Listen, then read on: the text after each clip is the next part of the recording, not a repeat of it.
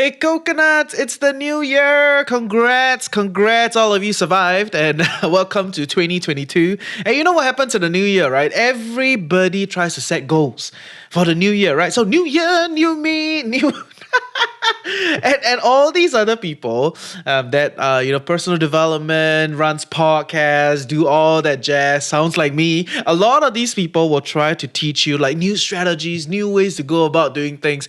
And for me, I thought long and hard about them. Like, guys, I have no new strategies. Whatever strategies worked, and I'm gonna stick by it and keep working down that path. If you were already here since last year, great. I'm gonna reiterate some of the points, but today I'm gonna focus on what underpins your goals? And I'm sure that's a question you think about, right? Why do I decide to set these goals?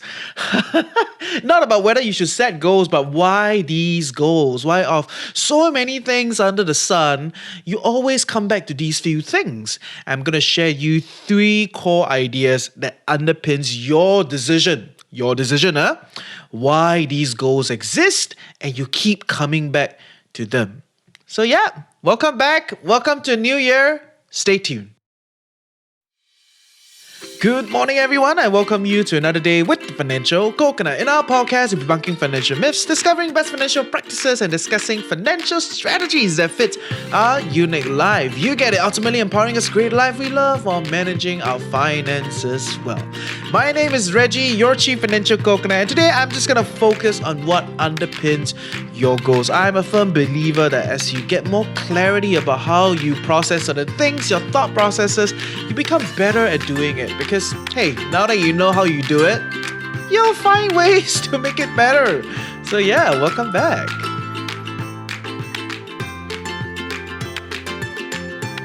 So sorry to disappoint all of you. I don't have new tips and tricks for you. I stand by whatever I have been propagating previously. And one of the core ideas that I propagate is only have one theme for the year, right? So what is your theme for this year? I think that is important. My theme for last year, as with all of you, you know, because you're here and we've come so far. And my theme for last year was to make TFC work, was to make the Financial Coconut a thing, right? Where figure a business model for it, make sure we get money so that we can continue to keep doing all these for you and, for all of you to tune in all the time to support us and all that, right? So it's amazing. I think it works lah. For like a better way to put it, I think there's no other easier way to go about doing things, which is to set one theme for 1 year. Okay, why? I am a firm believer of focus, right? I'm a firm believer of focus, and I've been trying to get back this focus. What do I mean, right? You realize that these days our phones, they have us amazing, okay? All the electronics, the phones, they are so optimized to get our attention that it's splitting our focus all the time. All this notification, social media, and all that, right? So they're all trying to get our attention. And a lot of times, as long as you drown in those kind of situations, it's very hard for you to come back on the main task. So my view is focus gets you the best results. Okay, and it is always about having that one goal, that one task, get it done, and procrastinate along with that task. Don't try to think of other things. And I know different people will say different ways. And you know yourself well. If you've been completing all your goals, you have been meeting your targets and hitting your theme for the year, then great. That means you're doing something right? But for me, one theme, 1 year, and you will crack it, right? Because you will be doing the thing in and out. You'll be spending all the effort in and out, and you will be in the same environment in and out. So like it or not, it massively increases your chances of making it work. And I met so many people that have done it one theme for 1 year. After they are done for the year, the next year, based on whatever you've already set up, right? Because it's a system that you've built over time, right? So in this 1 year, you have this one theme. And because of this one theme, you set up the whole system to meet your goal. And so now it's a new year. Are you going to use the same theme? It's okay, it could be the same theme. But if you decide that you want to take a different theme, like myself, I'm going to take a different theme this year. I'm going to take the theme of focusing on myself, getting myself fit and healthy again. That's my theme for the year. So everything I'm going to do, it's going to be about that thing, okay? So this is my theme for this year. But the question is then, does that mean you're going to like just forgo TFC and just gonna not do your shit, stop investing, stop managing personal finances, stop all these things? The reality is, whatever that I've already done previously has got me to where I am.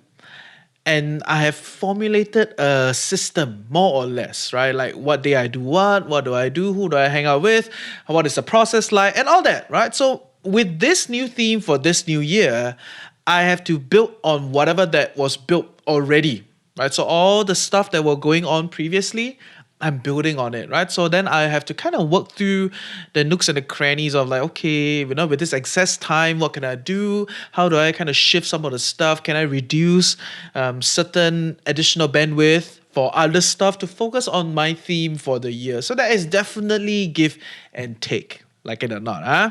But that's not the focus for today. I will keep sharing with you over the course of the next few weeks. I think next week I'm gonna get some of the other hosts to come on together on my Tuesday segment to talk a little bit about what are our goals and how do we plan to go about doing it, right? So there'll be all that jazz. Today we're just gonna focus on what then underpins your goals, right? What governs these thoughts? Why do you go about pursuing them? And generally, I realize there are a few core ideas, okay, as to what underpins them. And I'm going to just wing it, okay? The reality is, I'm not like a social scientist and I've not done a lot of research on this, but I've observed a lot of people. Everybody set different goals. I mean, come on, man. This year I'm going to be 30. So I've seen many people set many goals for many, for a long period of time. And they all generally fall under a few buckets.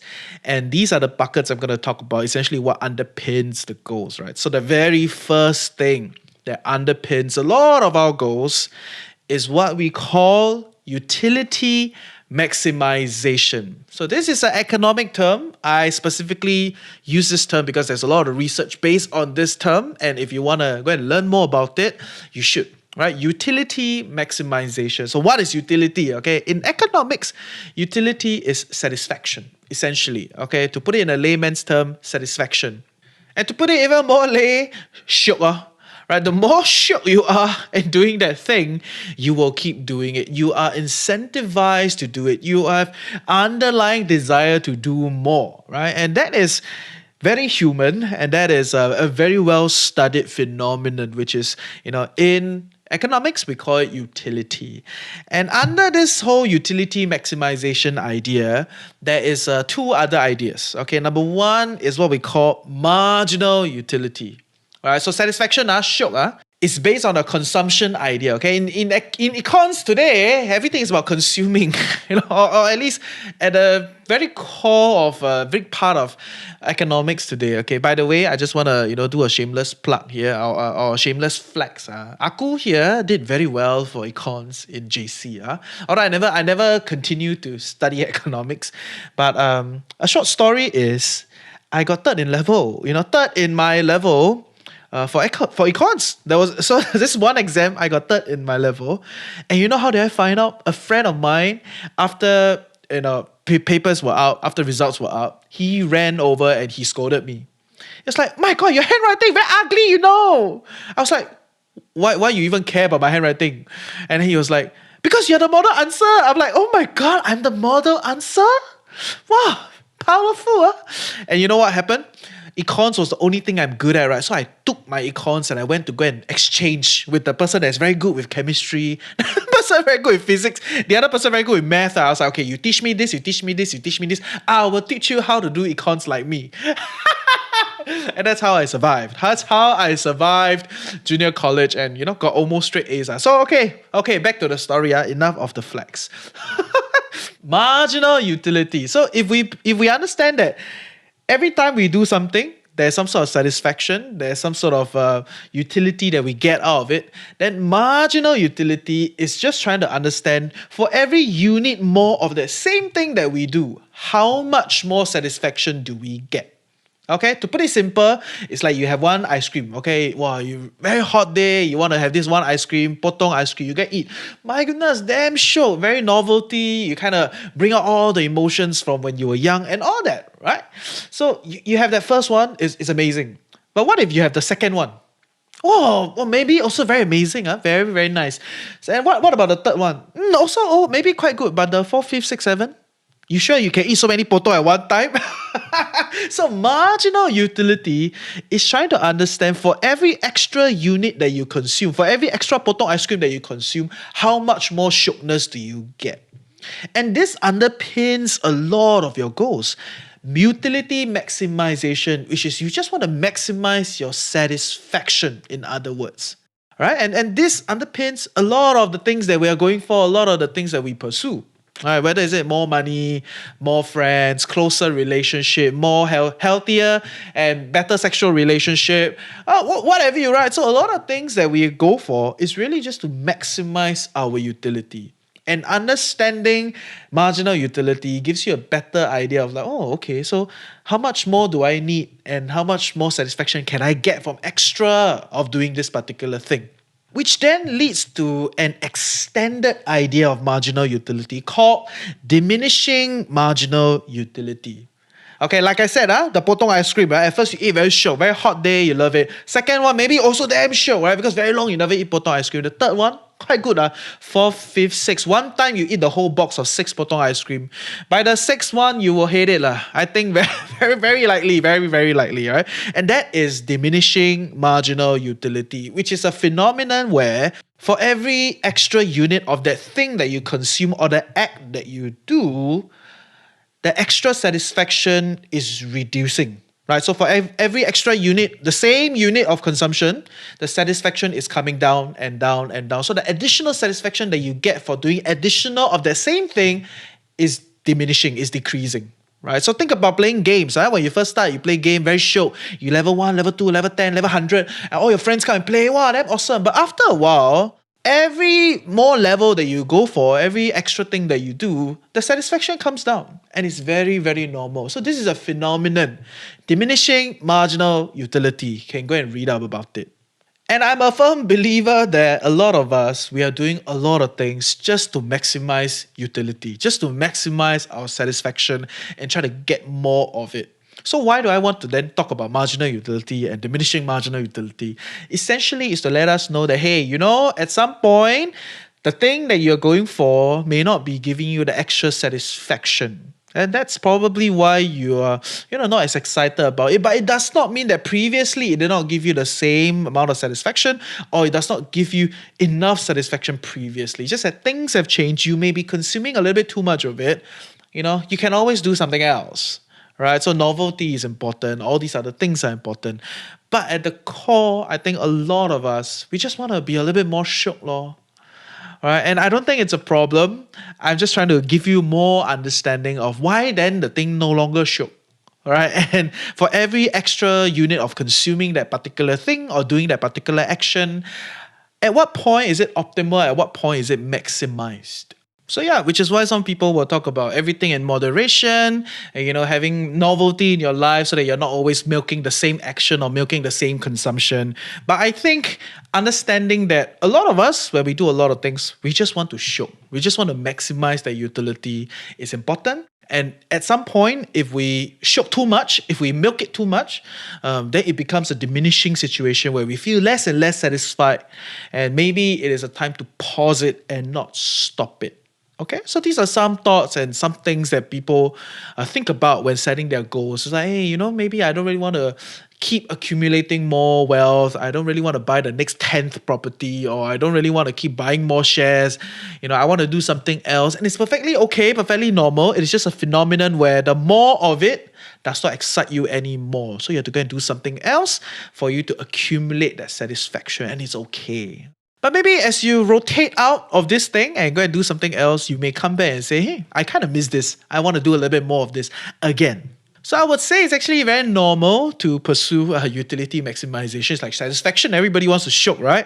But why sometimes you fade out of the goal, and at what point is it too much? Will you rotate back? I think all these are things for you to recognize and understand. Utility, please go and read out about it. There's a lot. There's a very established idea in economics, so you should have a clearer idea if you go and do a little bit of research. So it's gonna be fun. Do it. And like I said, it's very normal, right? And that brings me to point number two. Okay, point number two of what underpins most of our goals is actually being normal. Eh? Really? We listen to all these podcasts to be normal? Is that our goal? I will share with you a little bit more after a word from our sponsor. Okay, coconut. So when I say being normal, I'm not saying like be the same as everyone else. Okay, the reality is nobody is the same. Huh? Okay, everyone is very different depending on how much you zoom into each individual, right? So nobody is actually the same. But being normal in a societal context just means being accepted and following the narrative. Okay, like it or not, deep down, you want it. Deep down, you want to be accepted. Deep down, you want to be part of what everybody's doing. And it's very normal. And the thing about these narratives that are out there and the thing about being normal out there is that because you are a multi-dimensional individual, right? You will never be 100% the narrative out there. So what a lot of people do is very interesting, right? So there are certain parts of you or certain things that you like to do, certain beliefs that you have that is not normal. Okay, out there in this world of narratives in the society that you live in, it's not normal. It can even be considered evil. It can even be considered a taboo. So what do? You hide those things and you try to make up for it by doing even more of what is considered normal, which in our society is the pursuit of wealth, is the pursuit of progress, is the humans, is our only asset. Rubbish. Okay, so why I don't like the in Singapore humans are our only asset, because that fundamentally dehumanize us. Right, to think of us as an asset, to think of us as our only resource for the country is dehumanizing the individual. Okay, but I will not talk about it today. Okay, what I will say is that a lot of us actually, while trying to make up for things that are abnormal, quote unquote abnormal within our lives, do a lot more of what is considered normal to make up for it, essentially to kind of compensate abnormality in our beliefs and in our ideas and in our lives. Right? That's a very, very big part, It's very cute, right? Everybody say, oh, uni degree not important these days. You don't really learn much. Okay, I don't really think that holds. Okay, I would say there's a much more nuanced discussion needed for that. But everyone still do it. Most people will still do it. Honestly, coconuts, it's very hard to be different. It's very hard and very painful to be different, right? Everybody wants to be accepted, in my view, at least, right? And I've established some thoughts previously about getting out of the rat race and all that, right? It's all a pursuit of finding the people that can accept you and not really escaping from whatever system that is currently in place. Right, so I do think a lot of people, I believe we are herd creatures, and I believe that being normal is a very big part of our lives, which is why whatever our friends do, we want to do it. Whatever narrative that is being peddled, we have an inclination to do it. And I think that's perfectly okay. You don't want to always be different. You don't always want to be special. Okay, it's very tiring. Huh? So that is one part of what underpins our goals under this idea of being normal. But there's also this other part that I want to accentuate, is that there will always be things that you believe in, or things that you choose to adopt, or ways of life that are not normal by societal standards, depending on how big you want to define this society, whether it's in your family, your friend circle, the country, or even the broad narrative out there in the world, whatever, or your society, your religion, what have you, right? So there will always be some things that you do that you believe in, you practice, that is considered not normal or considered taboo, considered evil, and thrown under the evil bucket. And I will say that a lot of people overcompensate on the normality ideas so that they can cover up, their shame and their fear of being different. And I want you to recognize if that is something that you're doing. If you're spending day in, day out a lot of time and effort trying to accumulate a lot of money, trying to buy a lot of property, trying to spot your next big share, trying to be a millionaire, trying to do all those things, is that really what you want? Do you have a goal for it? Do you have a thought for it? And if that's what you want, cool, go for it.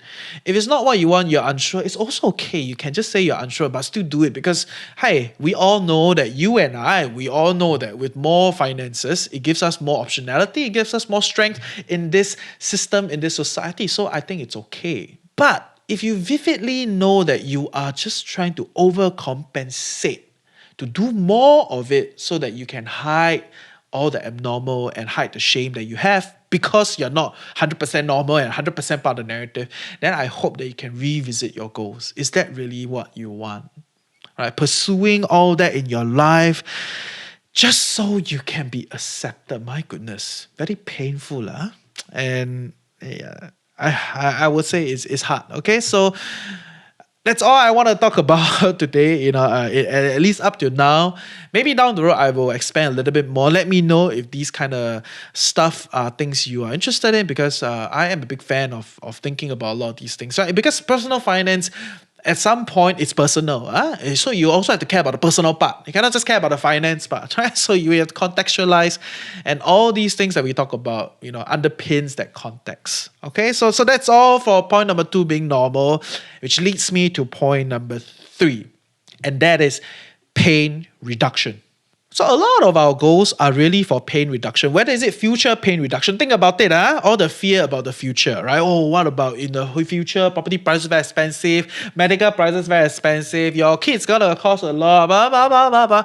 All these are fear, all these are pain. Right? So just the fear itself is creating a lot of pain, physical manifestation of pain or emotional pain or whatever you, depending on the degree of pain. But a lot of people, we do a lot of things to essentially reduce the pain, right? And a lot of this pain is future. Of course, there's also the pain of now. But a big part of personal finance is a lot about future pain reduction, right? Insurance investments buying property now trying to understand inflation trends. A lot of things that people spend their energy and effort on when they are indulging in the personal finance circuit is really about a reduction of future pain. Is it okay? Yeah, okay. I think if things are vividly clear, in front of a hole, you don't want to walk into the hole, man. Nobody wants to do that, right? So I think it's fine. But when you're overly, indulging in it, then it's a question mark, right? So that's the part where people they overdo it, right? And how to say whether they overdo it, that's a whole different discussion altogether. It's very individualized, it's very contextual, right? But hey, we cannot discount that a lot of us, we do a lot of things, a lot of our goals are for future pain reduction. Buy a house now, invest now, buy your insurance now, so that in the future prices very high, you still can afford, right? Your retirement is secure, blah, blah, blah. A lot of pain of the future governs, underpins our goals today. All right, so that's one part.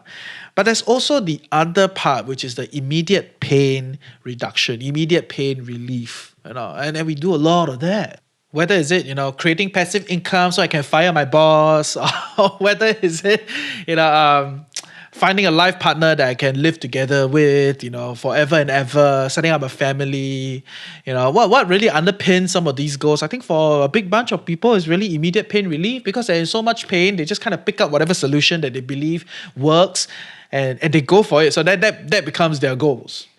Right, so I'm not laughing at you. I'm laughing with you, because I also do a lot of that. I think that's important to recognize.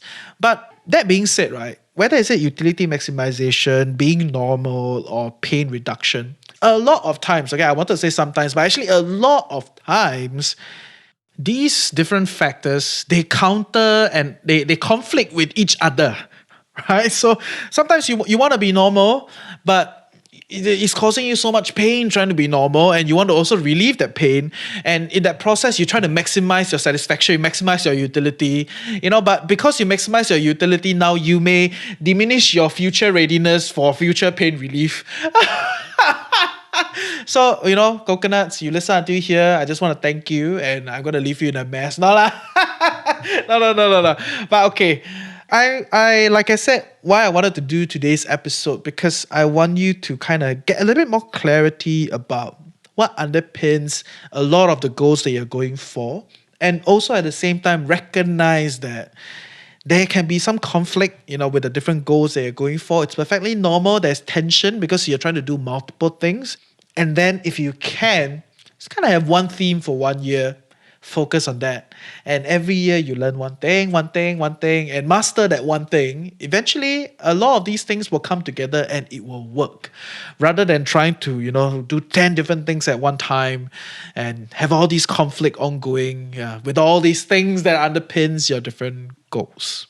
So yeah, all that being said, I will say that for a lot of you listening in the whole personal finance journey, as long as you have a decent plan, work within the plan. So understand your goals, work within the plan, and manage the risk. Once you're done with that, a lot of things, you don't need to overdo it, lah, right? And there are a lot of the ideas that are being peddled out there can be a little bit superficial, right? Like the whole discussion about delayed gratification, compounding, investing for the future, you can compound, right? But hey, let us be real, lah. Whatever you do now also compounds into the future, right? Not just money, right? So your experiences that you do now, your relationships that you do now, the interests that you develop now, the skill sets that you pick up now, they all compound into the future. Right? So, hey, is it all about putting every single penny into, compounding in the financial markets? What about spending on the now, spending on accumulating the experiences and accumulating the good friendships, right? So, it's an ongoing discussion. This is all I'm going to do today to help you better understand what underpins your goals. And hey, new year, new you. Okay, New Year, old you, also okay. Don't need always new you. Come to a Telegram group and let us know what are your goals for this year. I'm going to sum up on the 3 things that underpins your goals. So at least the 3 bucket of factors that underpins your goals. Number 1 is utility maximization. For a lot of us, we do a lot of things really just to maximize our utility, to feel more shiok. And it is okay. It's perfectly okay. I just need to recognize that, hey, there is this thing called marginal utility, which means every unit that you consume that increases your satisfaction. But there's also this thing called diminishing marginal utility, where every more thing that you consume, actually you don't actually get as much satisfaction as before. And that may be why you shift away from certain things, and maybe why some things in the past excites you but it doesn't anymore now. Which brings me to point number 2, and that is being normal. I think for a lot of us, we all want to be accepted. We want to be part of the pack. We want to feel like, okay, it is okay to be normal. And in that sense, a lot of things that we do is part of the narrative. It's okay to be part of the narrative. It's not exactly any problem per se. In fact, if you're part of the narrative, there's a lot of support system for that. Okay? And of course, the other part is because there are certain things about us that is not okay within the narrative, or quote unquote seen as evil within the narrative. Sometimes we do certain things to overcompensate for what is within the narrative so that we can kind of feel okay about ourselves and hide the shame about the abnormality about us in other aspects of our lives. Okay, which brings me to point number 3, and that is pain reduction. I think for a lot of us, we do a lot of things to reduce pain, whether it's a future pain or the pain of today. So these are 3 things that I believe underpins a lot of your goals. And that is not to say that you have to change your goals, but I hope this gives you clarity as to why are certain things your goals, and is that really the kind of goals that you want to go for? What are you trying to achieve with these goals? I hope you learned something useful today. See ya.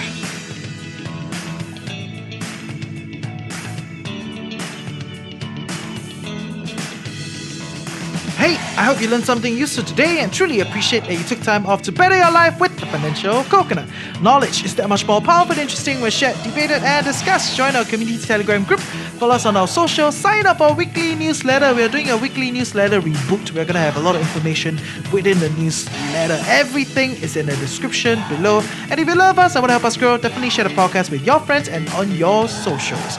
Also, if you have any interesting thoughts you want to share, or you know someone that we would like to hear from, reach out to us through hello@thefinancialcoconut.com. With that, have a great day ahead. Stay tuned next week, and always remember, personal finance can be chill, clear, and sustainable for all.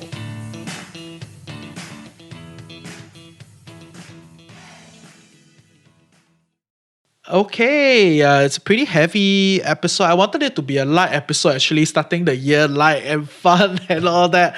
But I realized there's a lot of ideas within this one episode. And a lot of these ideas, I came across it over the years, but at the same time, I also been boiling and observing how a lot of people, decide on their goals, what to go for, and I think these are big buckets as to why you do certain things. And like I said, I'm a very big believer of trying to understand why you do certain things, because that gives you repeatability, that gives you the ability to keep coming back to it, right? If you're just feel every time feel, right, then you are hit and miss all the time, lah. Which is okay if that's what you want. But for me, if I can know something a little bit better and I can increase my hit rate, then why not? That's something that I wanna do better. All right, so next week's gonna be fun. Next week I'm gonna get Rakesh and Andrew to come on with me on Tuesday to talk a little bit about their goals for this year and how they plan to go about doing it, why they do certain goals and all that. I thought that is a better way than just me, telling you, oh, my goals for this year is what. So, yeah, I hope you continue to achieve and break through together with us, and I hope to support you along the way. We have covered a lot of topics, guys, for the past 2 years. We talk about a lot of different things, and as much as I want to keep breaking down things that are, more and more fringe and more technical, which we will as we go along. I also want to be that companion with you on your growth journey towards the life you love or managing your finances well. So if you have any questions for me, you can DM me on Telegram, send us an email, send us a DM on Instagram, what have you, right? Your questions help me create content because I don't know what you want to know unless you tell me what you want to know.